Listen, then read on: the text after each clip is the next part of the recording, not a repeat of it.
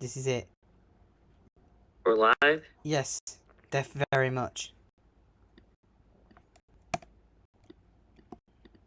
Oh yes, we're live, I can see. Okay. I'm just simply Well, trying to configure it. So I think just to put the focus, I'll zoom in the current window, right?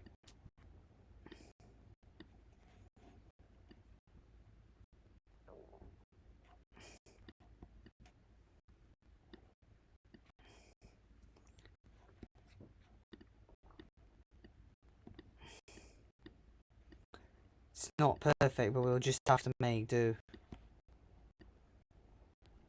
guys, just listen to it. For some reason, we kind of sound like chipmunks. I don't know why. Now, I think it's okay. I don't think there's any major problems. Yeah, maybe. Yeah, let me. Is there any way to zoom in?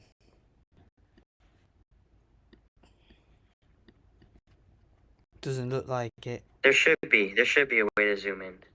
Yeah, but I think we can just do it like this. So enjoy to encourage, are you there? Hello? Say yes if you're here.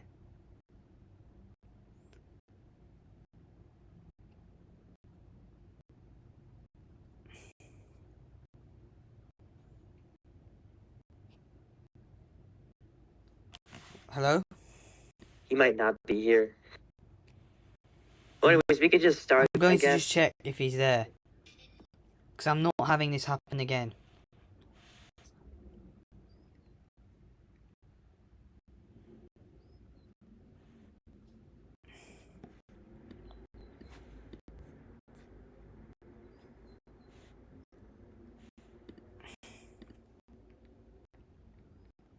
Are you there? Yeah, no, I asked him he's here, but I just wanted to... I asked him to say something. Just to see if that means he's here or not. But for some reason the live isn't coming up. Because when I press on my YouTube channel, it's not... Oh no, it is. It's there. Yeah, I saw it. Our voices sound slightly weird. No, but I need him to speak. Whatever.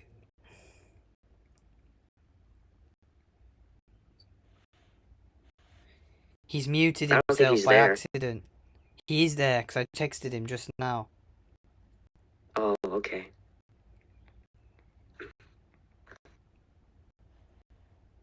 I asked him to mute and then unmute again.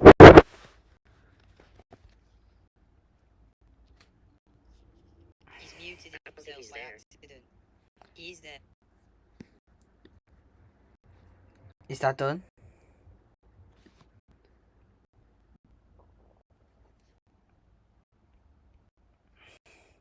Hello, the audience. I'm presuming you're one of 10,000 subscribers, right?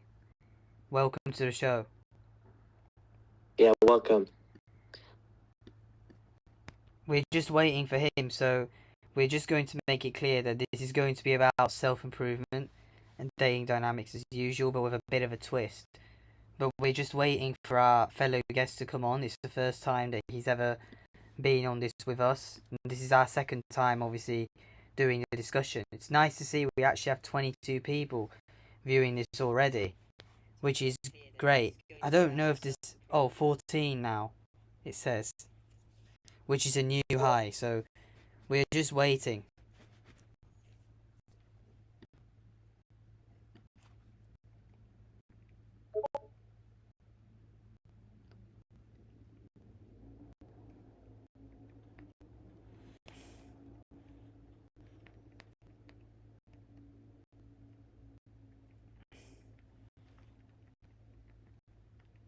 Alright, so I don't know, should we just talk about something just to keep the people watching entertained? Yeah, no, I'm telling him. Wait, hang on. Well, anyways, if anyone has a question to ask us, feel free to put it in chat and we will get to it.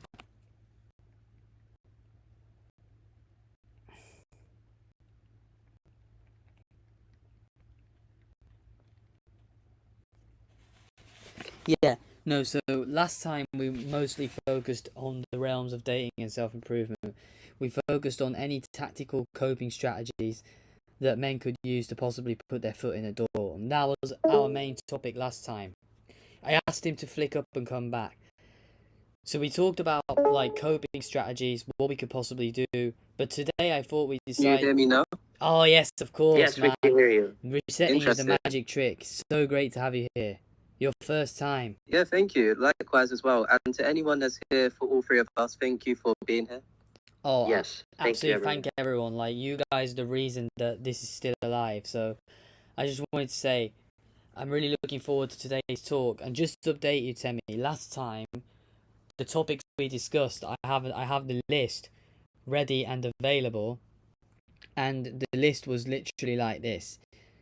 So, when I did it 3 weeks ago with Jack, just me and him, we basically discussed the differences in red and black pill philosophy. We also talked about different ways to approach and any self-improvement strategies for struggling young men. And this time we're going to talk more about different things like, can you really vet for a long-term relationship? What about monogamy and like things like that? Maybe make some hot takes. And then obviously we're going to be discussing more about how you could scale a warm approach. What are your thoughts on that? Yeah, I think it's a lot to uncover, but also it's based on our own experience. We're not always right, but it's also good to have our own opinion, but then justify why we say it. So Yeah, that's I what I think would say. it's important to justify because you need to always have a basis for your argument. And an argument without strong evidence very rarely actually works out. So I think we want to talk about evidence-based stuff, and I think that we could go over these topics. So one of our subscribers actually had a really important question for us, right? And we were asked, what is the best way to do warm approaches, right? So I just wondered, do any of you guys have an answer to that? Without poisoning the well, of course. Well, when you put it like that, I don't think I do, but I can give it a go. Absolutely, but if you can't answer, no problem. I would just ask Jack as well. Do you think there are ways that you can do warm approach without poisoning the well? Are you asking me? Yeah. I think there are ways to do warm approach without poisoning of the well. So I think that warm approach is kind of a broad idea. So warm approach could mean approaching a woman from like your job or like your school or whatever, or it could mean approaching a woman in your social circle. And I think that approaching a woman who you have mutual friends with is going to be have a high likelihood of poisoning the well if you get rejected. But if you do it in more of like let's say like at like a college or something, like you approach a girl in one of your classes, that's not really going to poison the well immediately because people don't necessarily know each other. So I think for warm approach, if you're going to be doing a bunch of warm approaches, you shouldn't do it in your social circle. You should do it more in just like a warm kind of environment, like a club or like a college class. And maybe not your workplace because that, that will probably get you fired or like hurt your reputation. Yeah. But in certain environments, I think that warm approaches can be beneficial. And if you're doing a warm approach, you kind of want to make sure you're not being too overly direct. Yeah. Because if you're overly direct, then that's just gonna, that has a higher likelihood of poisoning the well because you might get creep accusations. But also, you don't want to be too indirect because if you're too indirect and you just act like a friend, then you're just gonna get friend zoned most likely. Yeah. So that's my answer. For that reason, that I don't really think warm approach is easy to scale. But that being said, it's the most common way that our ancestors met. Parents, grandparents. That would have been the way that our lineage met over obviously hundreds and thousands of years. But it's the first time in history that it's no longer the dominant way to meet. And I would say that I would say that clubs are not really warm approach because I would argue clubs are more like apps because clubs are like hypersexualized environments.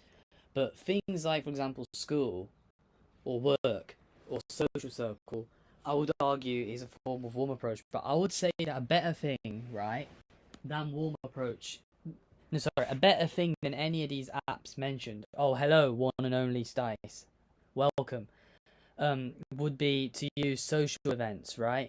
So while it might seem a bit uncanny and out of character, if you attended certain things where they are already expecting to be approached, you could argue there's a higher chance of, getting a positive outcome because their defenses are naturally going to be down. But what do you think, Temi? Your thoughts? Yeah, I think my thoughts are similar to what you and Jack said.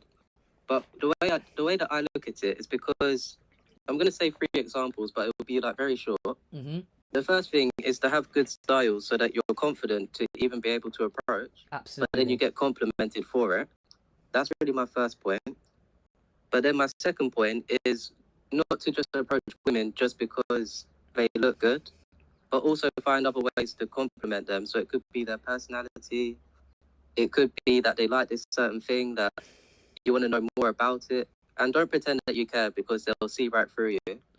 Yeah. But then also don't just approach women just because they look good, but you have to go to different places because you like it. So that's what I would say. Yeah. So just don't approach, to not do it because Thanks of like. Oh, sorry the for the women, interruption, but Reagan N7W, thank you for the like and sub. Oh yeah, that's all I had to say. It's just to not just approach women, but also go to new places because you want to do it for yourself. Yeah, this is a really good thing because if you go out with the mindset of I have to pull, you're gonna come across as less attractive because they will sense that your energy is tense. But the best way that you can do that is do something you already want to do. That way, it's not gonna feel like playing games. But one and only Sty said games could be like apps, but then why do parents want to play games like football? Oh yeah, just wanted to elaborate. What do you mean by that exactly? Are you talking to me or Jack? No, I'm talking to the audience. It's the first time we've actually had an audience. I mean, what are the numbers saying? Well, Because I they're can't just see asking myself. questions about obviously why do parents want to play games like football, but I just wanted to like know what he exactly meant.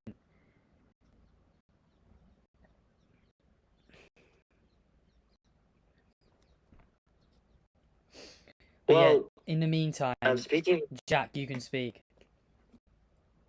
well, speaking about the point that Enjoy to Encourage just made, yeah, I completely agree that you shouldn't over validate a woman's physical attractiveness because that's just a very common thing that guys do, and it's just it doesn't set you apart from just like your typical guy, and also it's just like a lot of the time when guys are complimenting a woman's appearance, they do it repeatedly and they just over validate her, and you kind of want to make it like it's called qualifying a woman. When you qualify a woman, you say that you like some more specific characteristic, and that's why you like her, not just because of like the way she looks. So maybe you could qualify a girl by saying something like, "I like that you ask questions." That shows that you're not just going after her because she's attractive physically. No, I'd agree with you on that because I feel like the biggest mistake guys make is that they think that they have to compliment immediately. Like, if you download a dating app and pretend to be a girl, you will find that 95% of men, even the good looking ones, will text like very low value. Like, they'll be complimenting immediately, they'll be sending like really embarrassing cringe texts, simping and stuff. So, I would argue that like it's become almost like an illness that most guys just do it by default because that's what they're programmed to do.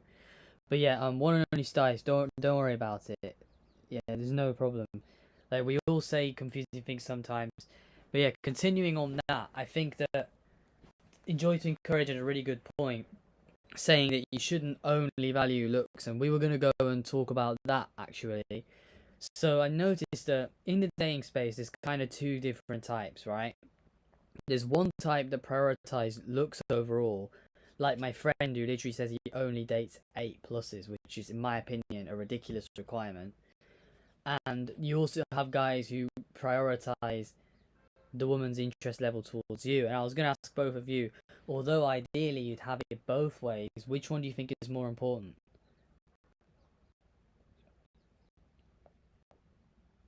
I I mean, I think can go first, or Jack, you can go Either of you. first. It doesn't really matter which.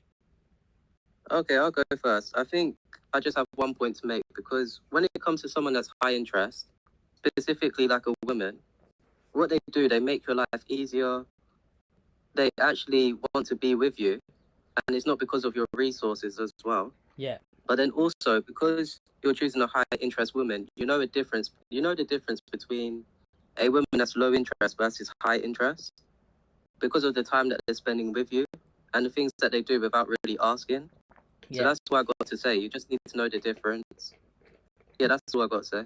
Yeah, and what about you, Jack? What would you do? I would prioritize interest as long as the girl is above a certain level of attractiveness. You know, if I was only prioritizing interest, then I would just be going for fat whales. You know, I wouldn't be going for women that look even decent because I think that the unattractive women are probably the ones that will treat you the best. You know, and put you on a pedestal. But you know, there has to be a balance there where you balance, you know, interest level and attractiveness level. You know, like Yeah. I couldn't. There's no way I could like be date long term like an 8 out of 10 woman, but she's, you know, on social media and getting attention from other guys, and she's ignoring you, and she's just you know, treating you like a beta boxer. I wouldn't agree to that. So I think that there has to be a balance there, definitely. And I would probably say that interest level is more important long term than physical attractiveness. Yeah, no, so one and only Sty said that people judge you if your woman looks bad, and this is true. But I would argue that, just to clarify, we were not talking about like women who were unattractive. We were saying like if there was a choice between, let's say, a 5 out of 10 who you didn't have to qualify for, or a 6 out of 10, or an 8 out of 10, but you had to jump through hoops and like wait for ages in the friend zone. I was asking, in that case, which one would you pick? So, would you rather have like a 5 or a 6 out of 10 that you didn't have to qualify and she was just interested immediately, or an 8 out of 10 but you had to convince with game or friend zone or whatever it may be? Like, that's the question that we wanted to ask our audience, and a lot of people are just going to be like, oh, I want both. But most people are not going to get both. That's just how it is. Unless you're like a super chat.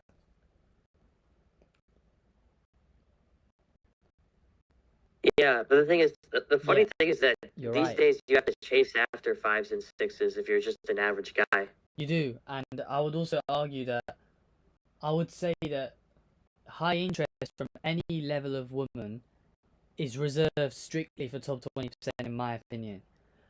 Or maybe even less than that. But one and only size, no. So what we were trying to say is, right, the dilemma that we're giving is, would you rather have a 6 out of 10 who liked you immediately, or an 8 out of 10 but you had to convince her over time? That's the question what we were asking. Yeah, that's what I mean. So would you rather have an 8 out of 10 who friend zoned you at first, or a 6 out of 10 that was immediately attracted to you?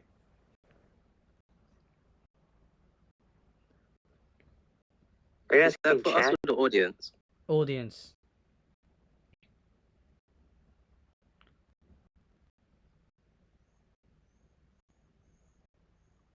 Yeah, the 6. I think that's the right answer, because I think that most people understand that the woman's attraction towards the man is more important than the man's attraction towards the woman. Although both are important, I would argue the relationship works better when she likes you more.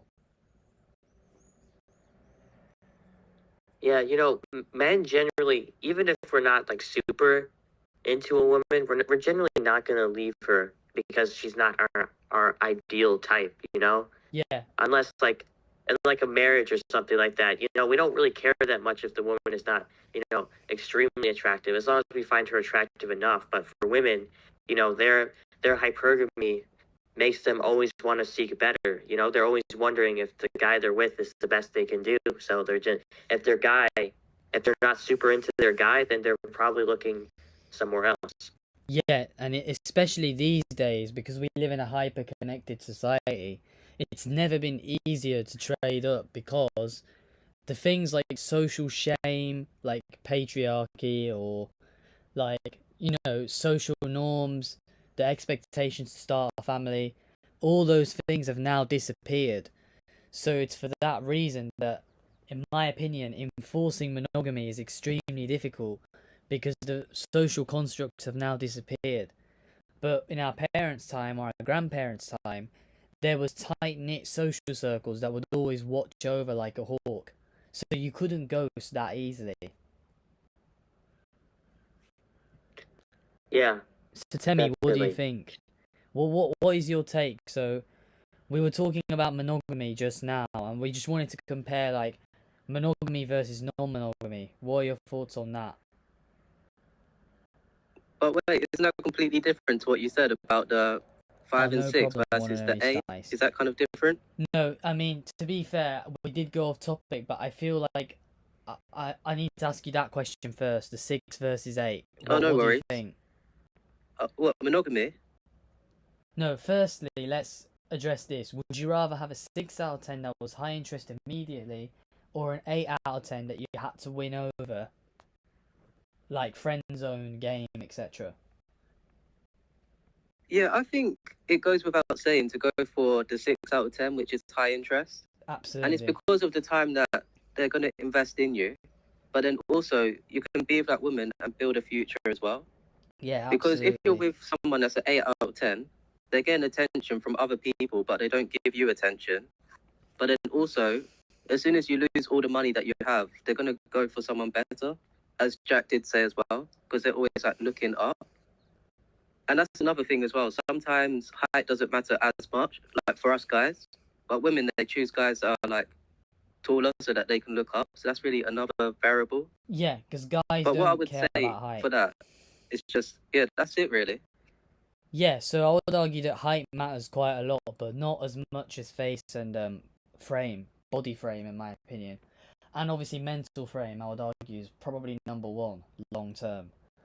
But I would say that the reason that men don't care about height is because women care about height because evolutionary, think about it, tall meant that the guy could protect. Now, obviously, they're not consciously thinking this, but somewhere inside them, they want a masculine man that makes them feel feminine 80% of the time. But I was just going to say that now we've discussed this, I wanted to just shift it to monogamy, right?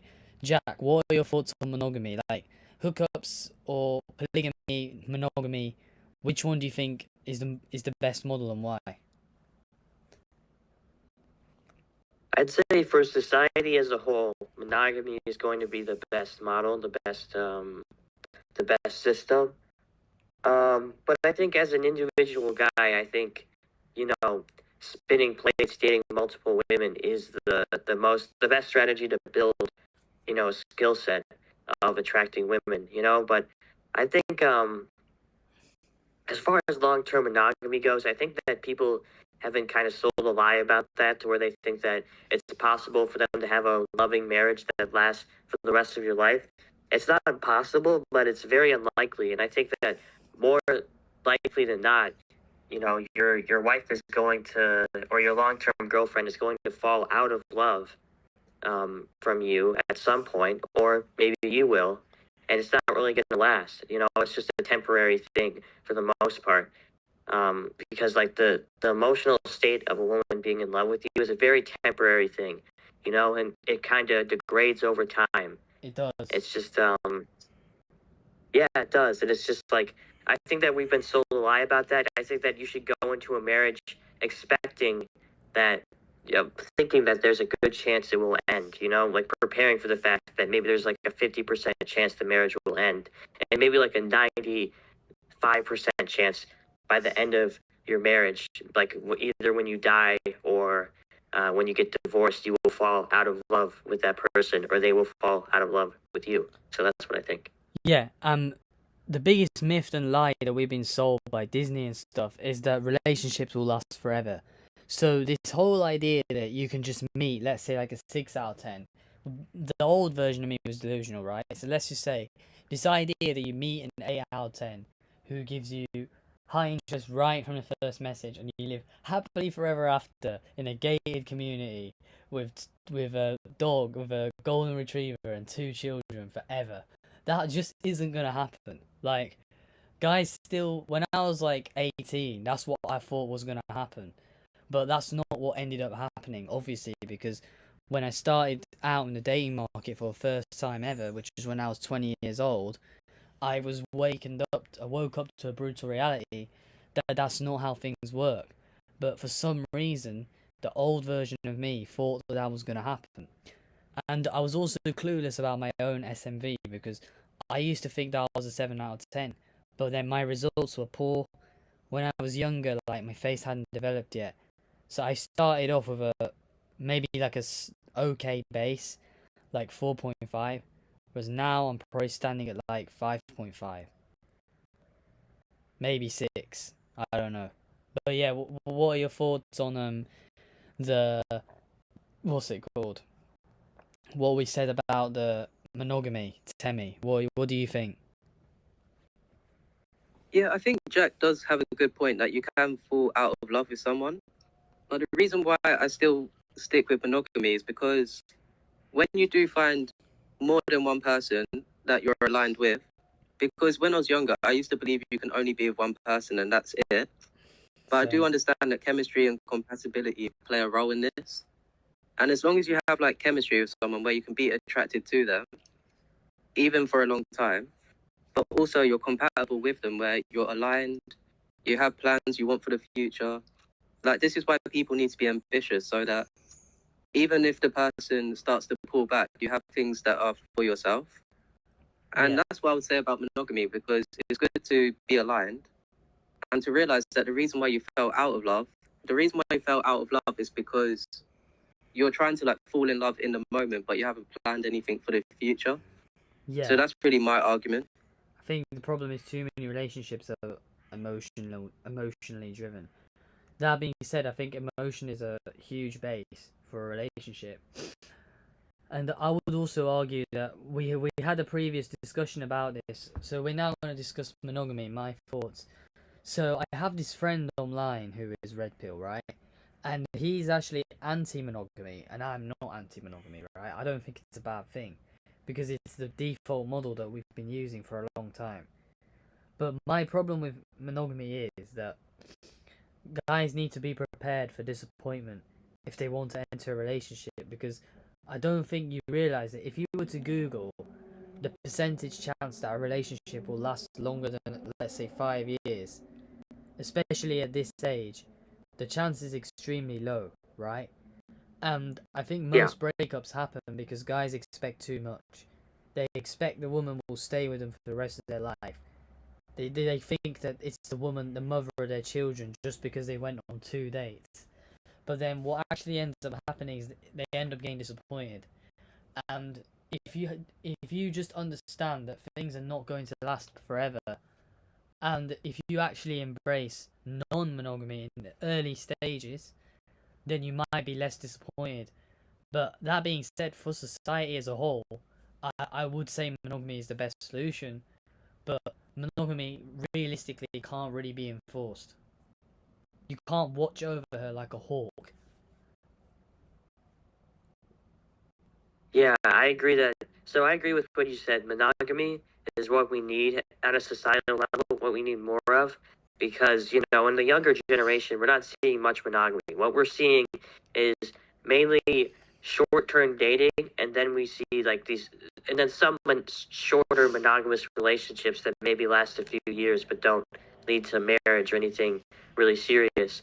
And I think on the point about like guys getting disappointed from relationships not lasting long, that's something that the red pill has really needs to like that's the reason why more guys or young men need to be aware of the red pill, because I see so many guys in like young teenage relationships, and they get very emotionally attached to their girlfriends. But the thing is, if you're 16 years old and your girlfriend is also 16 years old, like the idea that she's going to be in love with you forever and you're going to be together forever is a far-fetched fantasy. And honestly, if you're in love with like a young woman who's like under 30, you have to realize you can't depend on her, how she feels. Her,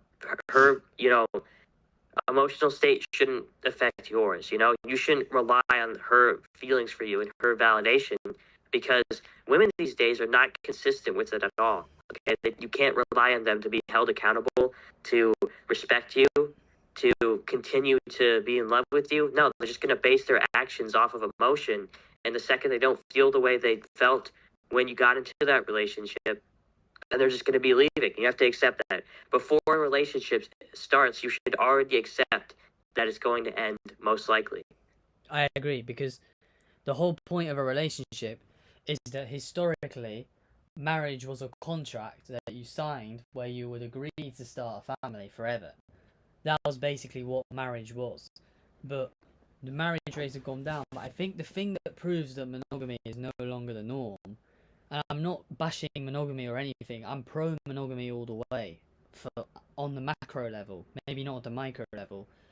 1 in 3 women, ages 18 to 30, I think, or something like, were single. And this isn't a red pill study, this is like a neutral mainstream study, right?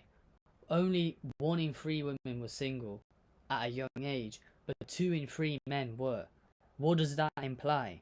That implies a small percent of men at the top are not being monogamous, because there's no other explanation for that.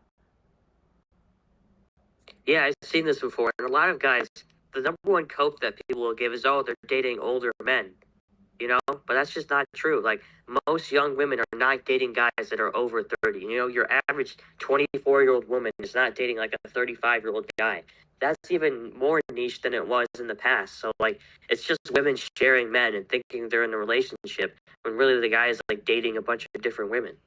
Yeah, no, you're right. But the thing about older men, I think that most women date guys in their own age. And I remember I did a video on this, but I kind of took it down because I wasn't fully sure about like the possible explanations. Because what I will say is that most women, right? And I might put that video back up actually. Most women, right, are dating guys within 6 years of their age range, and the way that we can prove this is that when men were asked what is their ideal age of a girlfriend, or what is the age that women are most attractive, almost all of them said early 20s, regardless of their actual age. But when women were asked the same question, they said guys around their own age range. And if you have a look at most couples, they are very close in age, which suggests that the woman is getting what she wants. Now, obviously, I'm not, unlike most like guys in the dating space, I don't care about youth that much. I would happily date women who are older, but I don't speak for the majority of men. And I would also say that older guys can do well. Like, I'm not a black pill guy who thinks that it's over when you're 30, but it's significantly more difficult because it's a very niche appeal. Like, it's not every day you see like a 50-year-old or a 40-year-old guy walking with a girl who's like 23. Yeah, it's not as often going to be genuine desire. No, it won't. But there's a few exceptions, but I would say most of the time, a guy that is 50, let's say if he's attractive, he can get genuine desire from women who are like 40, right? Or like 42. But under 35, almost never. Like, I've seen rare exceptions, but I don't know of that many cases where it's happened. But tell me, what are your thoughts? Do you think that men peak later, or do you think that now is the peak and that everything else is cope? Yeah, I think men do peak when they're in their early 30s. Yeah. It's only because they've experienced so much like rejection in like their 20s. And I feel like rejection is such a big thing for like men especially, because like when they're younger, they're just conditioned to get what they want. Like, for example, when you're younger and you just shout, but then also you don't take accountability, it's almost like you blame someone else for the things not going well for you. Yeah. But then once you're in your early 30s, you start to understand the realities of dating, self-improvement, and then trying to meet like-minded people as well. So I feel like men do peak in their early 30s because of experiences, their income is higher, they have more of a lifestyle that they really want.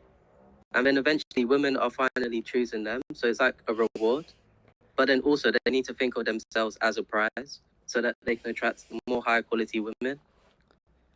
Yeah, I'd agree with you, but I'd say that the only objection I have on this is that while I do agree with you that guys become more mature and more experienced when they reach a certain age, I would argue that the peak really depends on the person's trajectory, because if a guy doesn't work on himself, he could actually go down as he gets older. Like if he spent his 20s eating junk food and like not going to the gym, not eating clean, he could actually be less attractive when he gets older. But if we assume the guy has like everything else in check, then yeah, I would say peak is about 30. But I would still argue that like most women I know are dating similar guys within a similar age range. Like even a 30-year-old guy with a girl who's like 22 is quite rare, in my opinion. I think so at 30 years old, let's say, I think it's gonna be considerably easier to date women who are in their 30s than it's going to be for like a young guy in his like early 20s to date women in their 30s. So like for these guys, I guess they would have like a wider age range that they could appeal to. Like I think that a 30-year-old guy could theoretically attract women like from as young as like 25 all the way up to like 50 would be like find him like very attractive and favorable. But Yeah. I think for like let's say like a 20-year-old guy, it's going to be a very narrow age range of women who find him attractive. It's going to be girls in like their late teens and maybe up until like their early to mid 20s that would find a 20-year-old guy acceptable. But like these guys, like no one has more access to, let's say, like young, like attractive women in their peak, like say like in their early 20s, than like guys who are also attractive and in their early 20s. Like the college Chad is going to have more women, like more of these young attractive women in their peak years than like guys who are 30 that are like super rich even will, because these guys don't get genuine desire from these young women, and they have to like beta bucks. And for like most guys, if you're old and you're not rich, then you're just not going to get these young attractive women.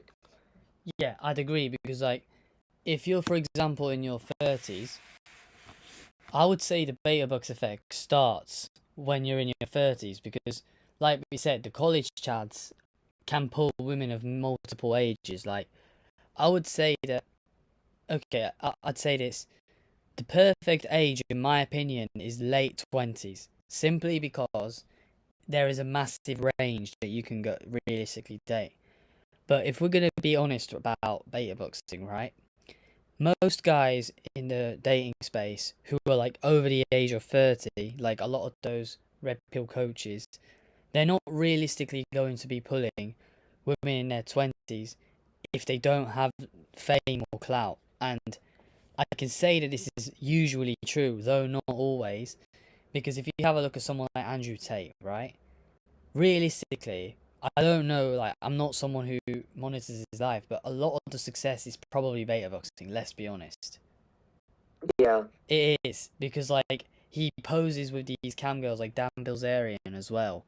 Like, a lot of it is beta boxing, but in the end of the day, like, if you go to places like Miami, beta boxing is just a currency.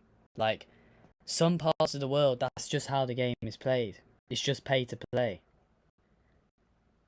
But I would say playing with fire is an example that you don't need beta boxing necessarily, even if you're older. And I think that he's a really good case that black pillars should study, because it shows that not everything is hopeless. Yeah. And Yeah, Austin I guess Summers. he kind of debunks both like the extreme like money maxer red pillars and also the black pillars, because he shows that like you don't need to be super good looking and you don't need to be super rich to pull women either. You don't need the beta bucks. So No, and yeah. playing with fire is like a really good example. Although, like, black pillars will argue, well, he's tall and he's also, Jack's and stuff. Well, he's not actually that tall. He's like 5'10", and as for his physique, it's good, but he's not like giga jacked from what I remember. I just think he was quite lean and he has like a wide frame or something. But I think that he is a case that guys can use because no matter how you think about it, he's not a Chad bite at all. Like far from it. But like he's average looking, but he still gets like more success than 99% of men ever will in dating. Yeah, and a large part of that is volume. Do you want to talk about just like volume and like running numbers? Like I feel like that is like an underrated strategy. It's just like a lot of it is just like you gotta just like approach and run the numbers, you know? I feel like. Yeah, but we'll firstly ask Temi what he thinks. So, what are your thoughts on like the methods of approaching? Like, do you like dating apps or not? First of all.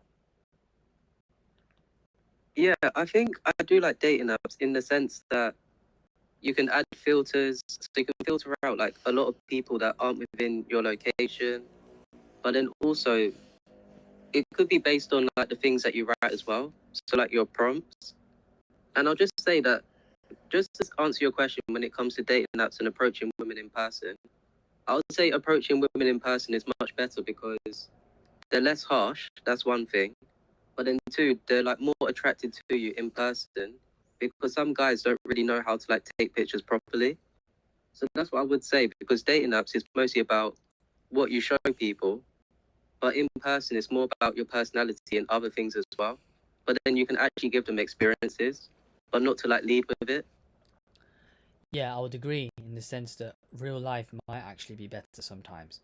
But you could also make the argument that online might be better because then you know their relationship status, or at least they're being honest about it. And you could argue that inbound attraction is actually a really good indicator of how well you do in real life as well, because I feel like while you seem to prefer in person more, and I completely understand that, I would argue that apps are very convenient. But it really just depends on like your profile, depends on the signals that you're sending off as well. And the area that you live in. Yeah, because I noticed that the number of matches that you get on the app is quite a good indicator, in my honest opinion.